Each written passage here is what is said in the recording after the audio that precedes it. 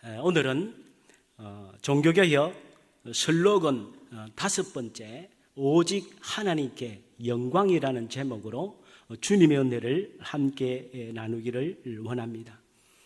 요즘도 종교개혁이 일어난 지가 재작년이 2017년이 500주년이 됐습니다.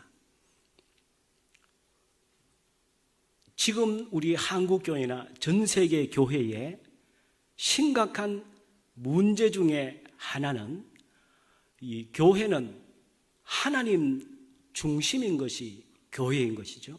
그래서 교회는 어떤 이데올로기도 교회는 용납되지 않는 것입니다. 교회는 민주주의도 아니고 공산주의도 아니고 사회주의도 아닙니다.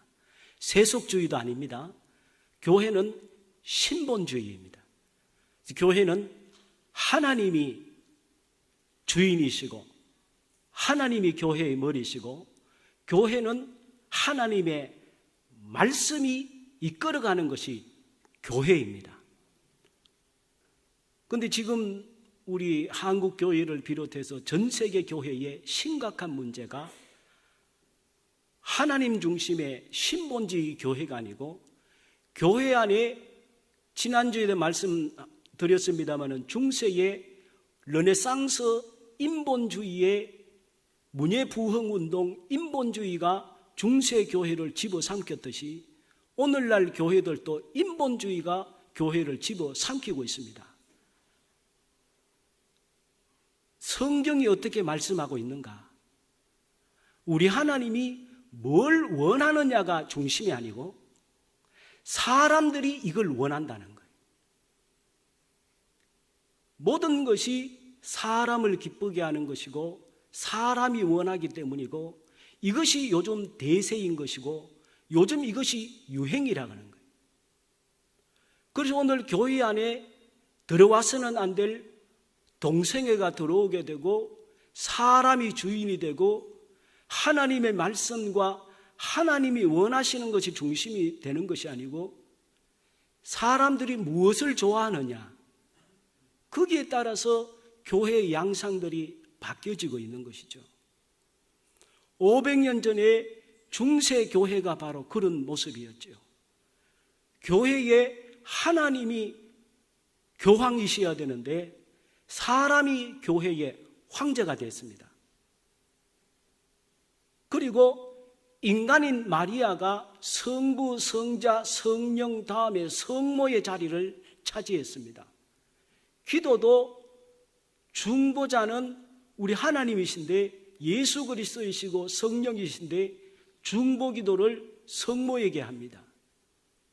사람의 죄를 속하는 것은 우리 하나님의 유일한 권한인데 인간이 그 신부나 사제에게 죄를 얘기하면 성부, 성자, 성령의 이름으로 너의 죄를 사하노라. 속죄권을 사람에게 줬어요. 전부 인본주의입니다. 오늘 우리 한국교회를 비롯해서 전 세계 교회의 심각한 문제가 세상의 논리가 한국에 들어와서 교회에 들어와서 모든 것이 인본주의. 사람들의 의견이 더 중요하게 되었고 사람이 원하는 것이 더 중요하게 되었어요. 성경에 어디 그것이 있습니까? 성경에 하나님의 말씀을 지키기 위해서는 목숨도 거는 것이 그리스도인의 본분임에도 불구하고 그래서 예수님이 오셨고 예수님을 통해서 우리가 구원받게 되었고 예수님이 그래서 십자가에 달려 돌아가셔서 우리에게 보혈 때문에 오늘 우리가 주님의 교회에 나와서 하나님의 자녀가 되었는데 500년 전에 있어진 일들이 예수 그리스도 한 분만으로는 부족하다는 거예요. 예수님의 보혈도 필요하지만 거기에 인간의 능력, 인간의 공로, 인간의 선행, 내가 이 세상에 사는 선행이 플러스가 되어야 구원을 받을 수 있다는 거예요. 즉 아담과 하와의 전적 타락, 인간의 전적 무능력을 인정하지 아니하고 인간의 능력을 인정하고 인간의 선행을 인정하고 인간의 공덕을 인정을 하기 시작했다는 것입니다. 그러다 보니까 주님께 기도하지 않습니다. 철저하게 주님을 믿지 않습니다. 왜냐하면 나도 한몫할 수 있다는 것이죠. 이게 바로 자력 구원론이고 공덕 구원론입니다. 이 잘못된 인간을 중시하는 세상의 사상이 교회 안에 들어왔습니다.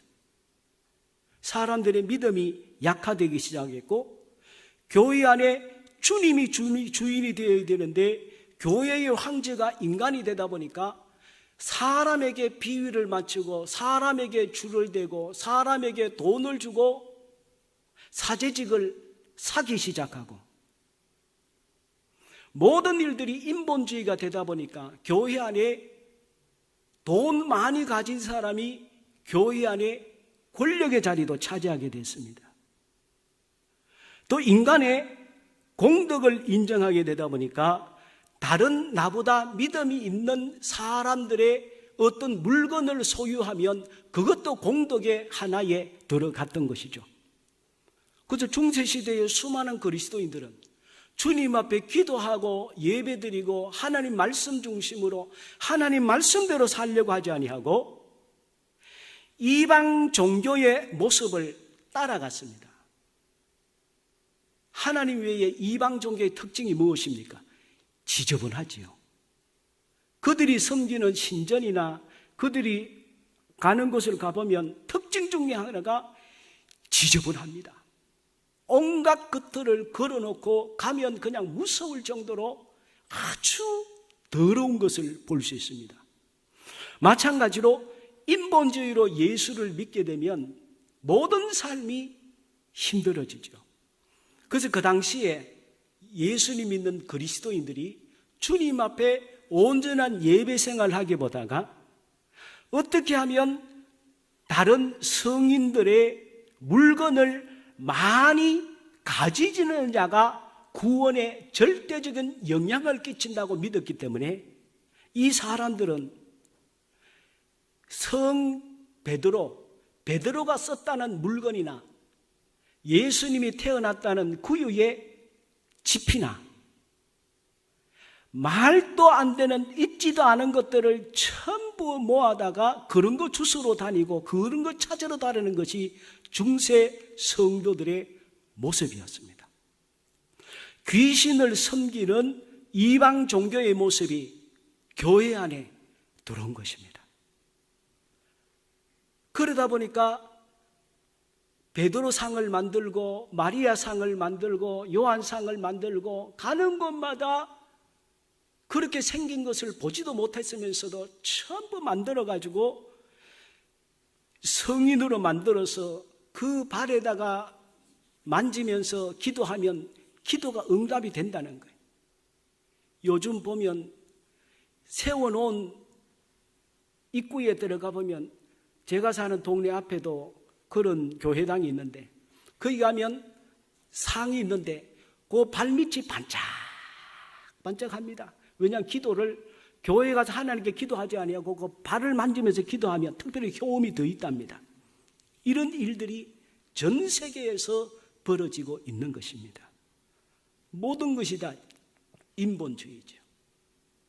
이러한 타락한 상황 속에 있었기 때문에 성경을 깊이 연구하고 하나님께 기도하는 영성 있는 종교개혁자들은 하나님 중심의 신앙관, 하나님 중심의 인생관, 하나님 중심의 세계관 회복을 위해서 이들은 목숨을 걸고 당대 최고의 권력 앞에 목숨을 걸고 개혁을 한 것이죠.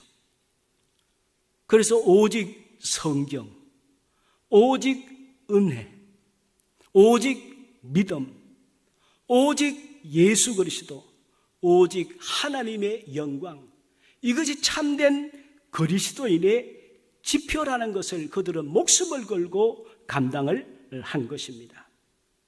오직 성경, 오직 은혜, 오직 믿음이라는 것은 구원은 하나님에 의해서만 주어질 수 있는 것이지 인간 편에서 어떤 노력에 의해서 구원은 받을 수 없다는 신본주의적 구원관의 회복을 말합니다.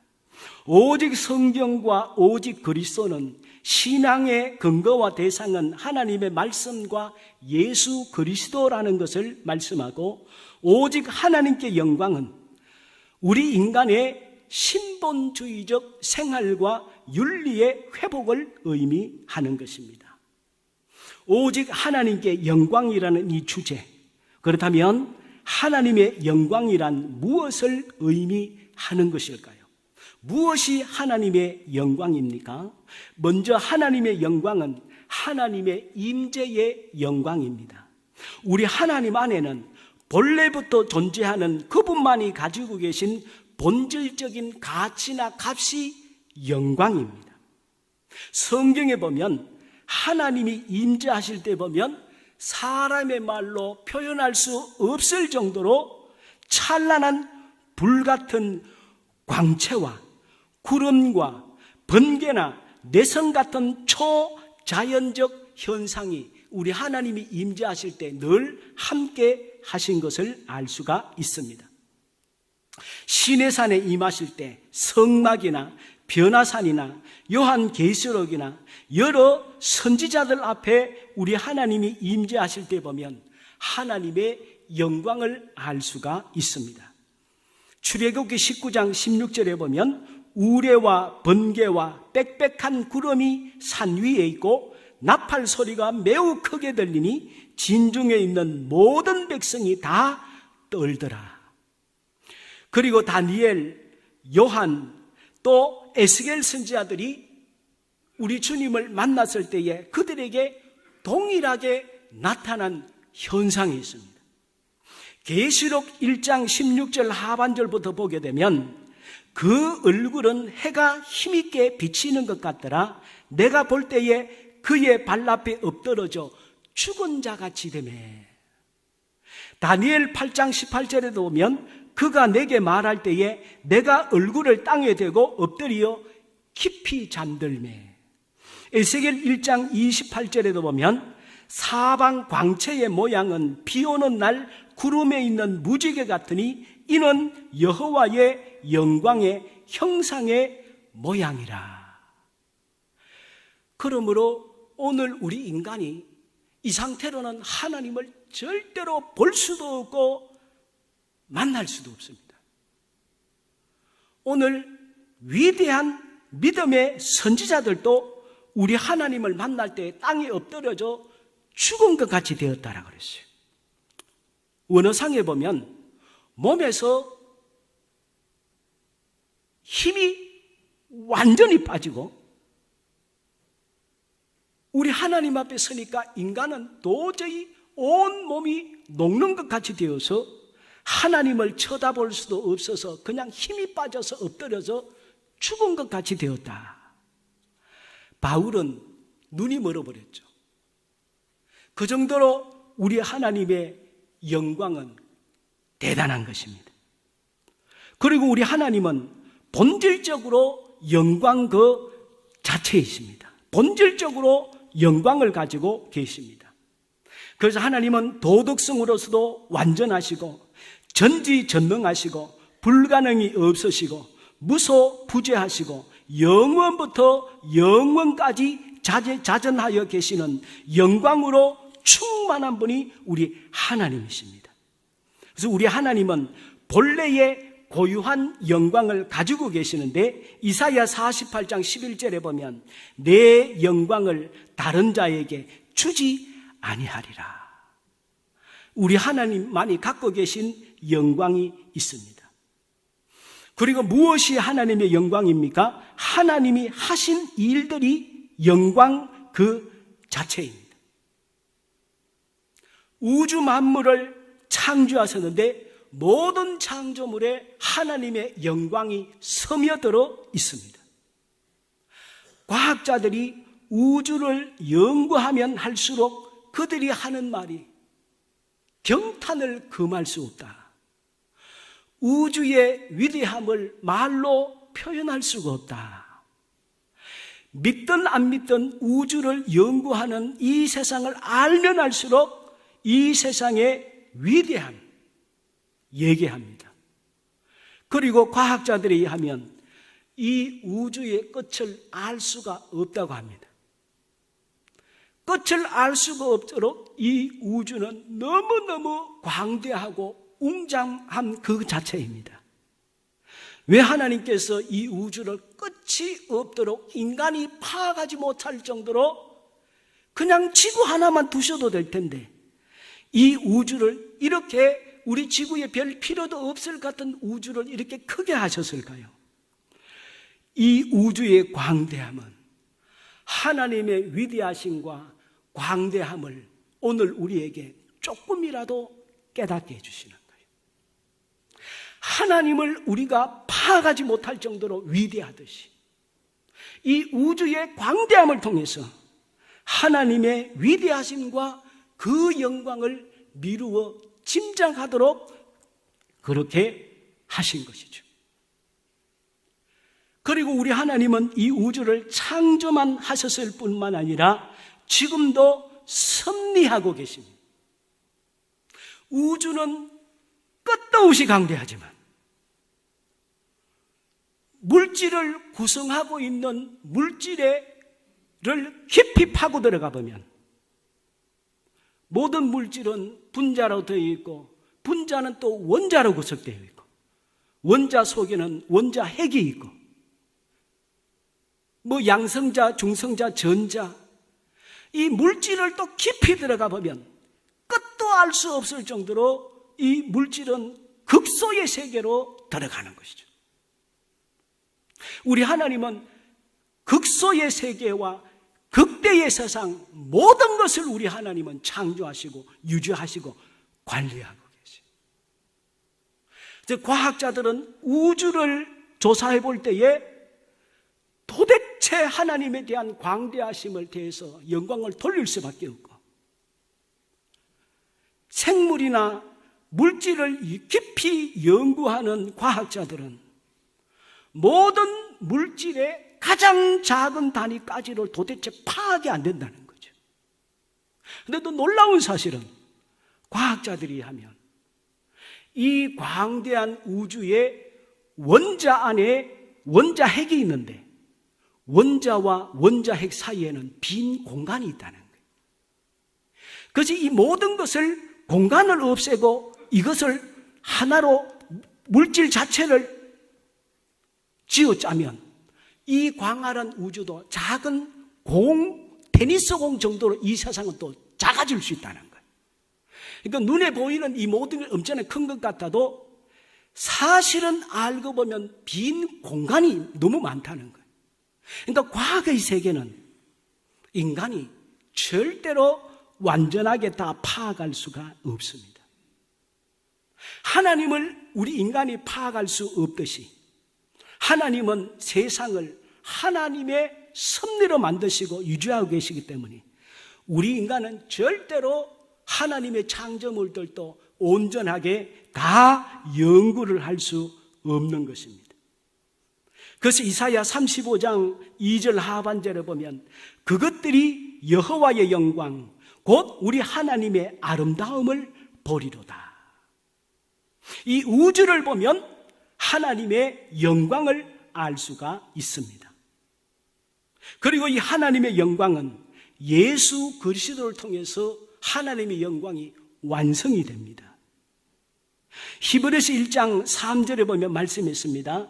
이는 하나님의 영광의 광채시요 그 본체의 형상이시라. 우리 예수 그리스도가 하나님의 영광의 본질이시요 하나님의 영광이 어떠함을 예수 그리스도 통해서 우리에게 보여주시고 완성시켜 주셨습니다. 그래서 우리 예수 그리스도를 통해서 주님은 오늘 우리를 심판하시고 구원하십니다. 히브리서 9장 27절에 보면 한 번 죽는 것은 사람에게 정해진 것이요 그 후에는 심판이 있으리니. 오늘 내가 사니까 내 인생의 주인이 나인 것 같아도, 대통령이 나라를 통치하니까 자기가 대통령의 주인인 것 같아도, 인간의 역사는 절대로 인간이 주인이 아니고 하나님이 주인이시고 하나님이 움직이시고, 기회를 주었을 때에 그 기회를 하나님께 영광 돌리는 기회로 삼지 않고 지나게 되면 결국은 하나님 앞에 심판을 받을 수밖에 없다고 하는 것입니다. 왜 우리는 하나님께 영광을 돌려야 할까요? 오직 하나님께만 영광을 돌려야 하는 이유는 무엇일까요? 그것은 바로 첫 번째로 나의 공로가 아니라 오직 하나님의 은혜에 의하여 칭의를 받고 구원을 얻었기 때문에 오직 하나님께 영광을 돌려야 합니다. 구원은 절대로 우리 인간의 공로가 플러스 될 수가 없습니다. 인간은 인간 스스로의 힘으로 하나님 앞에 절대로 설 수가 없습니다. 다니엘, 에스겔, 사도 요한, 모세, 믿음의 사람들조차도 하나님 앞에 설 수가 없어서 죽은 것처럼 엎어졌다 그랬어요. 우리 인간이 어떻게 우리 힘으로 하나님 앞에 설 수 있고 구원을 얻을 수 있습니까? 오직 그리스도에 의해서 하나님의 은혜로 우리는 구원받은 것입니다. 에베소서 2장 8절 9절에 너희는 그 은혜에 의하여 믿음으로 말미암아 구원을 받았으니 이것은 너희에게서 난 것이 아니요 하나님의 선물이라. 행위에서 난 것이 아니니 이는 누구든지 자랑하지 못하게 함이니라. 두 번째로 우리가 하나님께 임한 영광을 돌려야 하는 이유는 예수 그리스도께서 당신의 몸의 보혈로 우리의 죄값을 갚아 주셨기 때문입니다. 고린도전서 6장 19절 20절에 주님께서 우리에게 말씀해 주셨습니다. 우리 말씀 너무 중요하기 때문에 우리 같이 한번 한 음성으로 읽어보겠습니다. 시작. 너희 몸은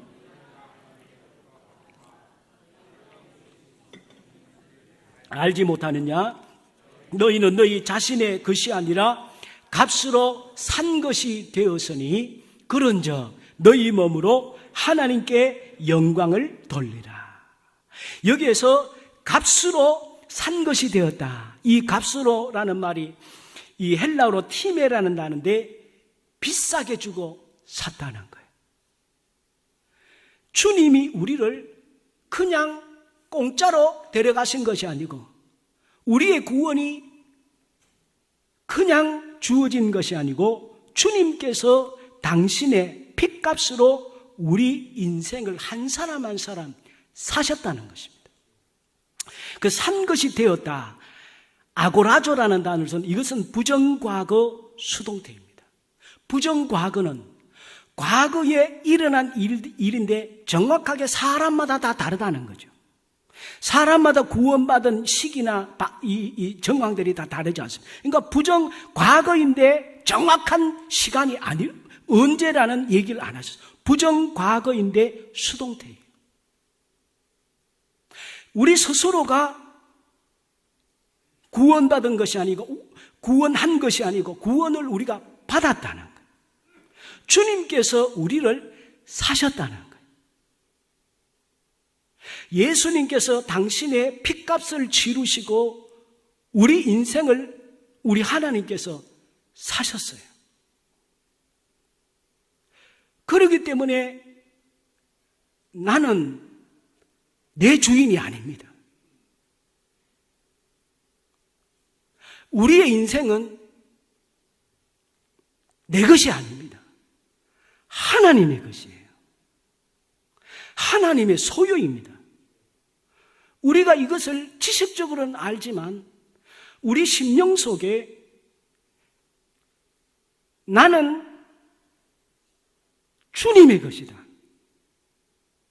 내 인생은 하나님의 것이다. 이것을 우리가 얼마나 실제적으로 인식하고 살아가고 있습니까? 내 인생이 내 것이 아니기 때문에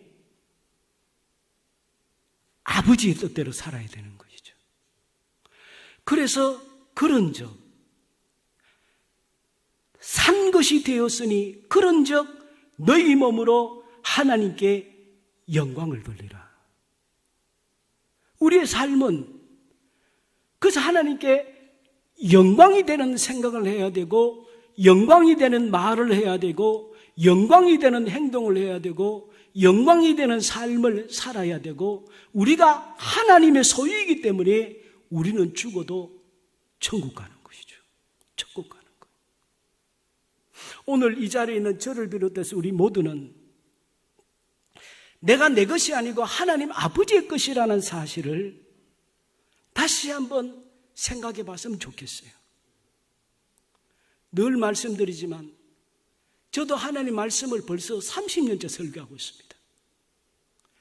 제가 이 말씀을 준비하면서요, 정말 제가 부끄러웠던 것은 나는 내 것이 아니고 하나님 아버지라 것이라는 사실을 얼마나 설교를 했으며 얼마나 지식적으로 잘 알고 있습니까? 근데 저도 처음으로요, 이번 주 중에 내 이 몸이 내 인생이 내 것이 아니구나, 하나님 아버지의 것이구나 라는 사실이 제 마음속에 깊이 와닿았어요. 그러면서 눈물이 나더라고요. 내가 왜 이 사실을 이렇게 깊이 깨닫지 못했을까?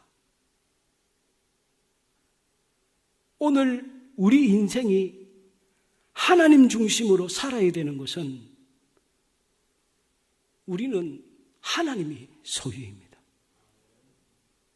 절대로 내 인생을 내 주인이 아니기 때문에 내 마음대로 해서는 안 되는 것입니다. 그리고 하나님께서 우리를 창조하신 이유가 하나님께 영광 돌리도록 우리는 만들어졌기 때문입니다. 우리가 세상에 존재하는 이유는 하나님께 영광 돌리도록 존재하였습니다. 로마서 11장 36절에 보니까 이는 만물이 주에게서 나오고 주로 말미암고 주에게로 돌아감이라 그에게 영광이 세세에 있을지어다. 이사야 43장 7절에도 보니까 내 이름으로 불러지는 모든 자 곧 내가 내 영광을 위하여 창조한 자를 오게 하라. 그를 내가 지었고 그를 내가 만들었느니라. 그러면 어떻게 하면 하나님께 영광을 돌릴 수 있을까요? 하나님의 영광을 반영하는 생활을 해야 합니다. 자연 만물은, 인간이 아닌 자연 만물은 인격체가 아닙니다. 동물이든 꽃들이든 모든 자연 만물은 인격체가 아니기 때문에 존재 그 자체만으로 하나님 앞에 영광을 돌릴 수가 있습니다. 모든 자연 만물은 꽃이 피어있는 그 자체가 하나님께 영광이 됩니다. 태양은 태양대로 존재있는 그 자체가 하나님께 영광입니다.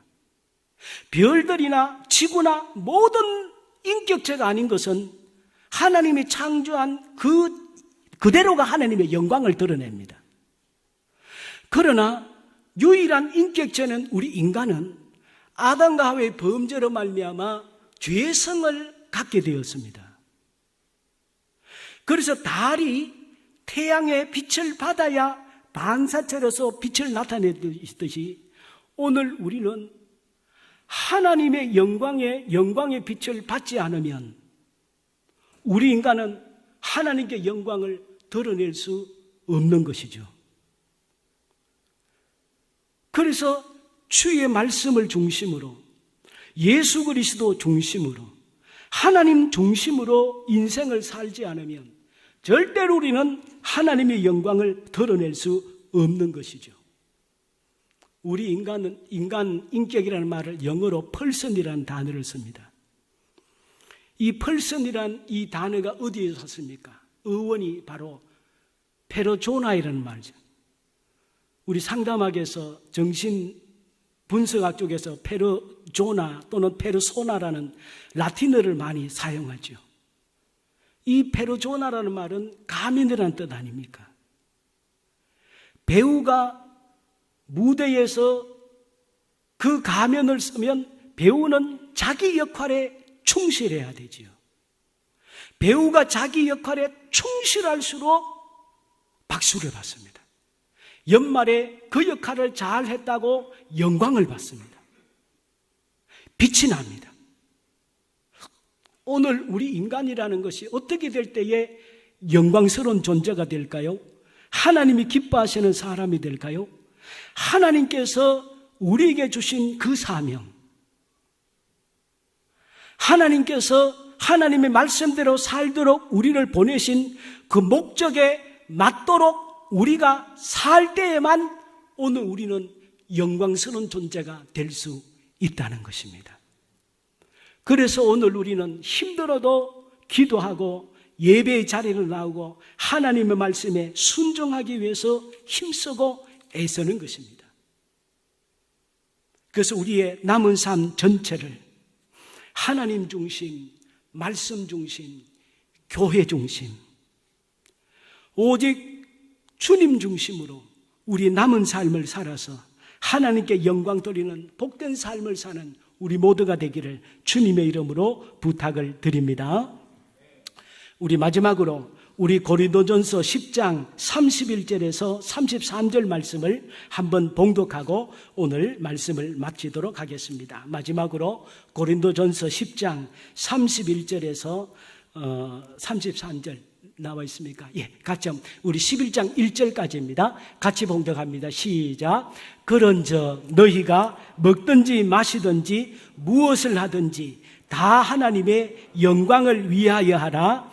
유대인에게나 헬라인에게나 하나님의 교회에나 거치는 자가 되지 말고 나와 같이 모든 일에 모든 사람을 기쁘게 하여 자신의 유익을 구하지 아니하고 많은 사람의 유익을 구하여 그들로 구원을 받게 하라.